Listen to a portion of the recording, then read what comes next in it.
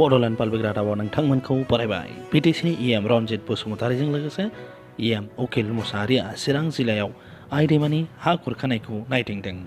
साननैसोनिफ्राय अखा हाबाय थानाय जाहोनाव आइ दैमानि दैया बांदों आरो जायगा जायगा हा खुरखादों।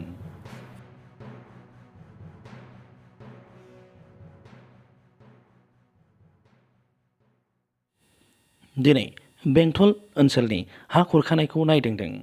बेंटल हालामनि आइ दैमानि हा खुरखानायखौ दिनै EM रन्जित बसुमतारी आरो EM उखिल मुसाहारिया सानै जयै नायदिङो आरो सुलाद लायो।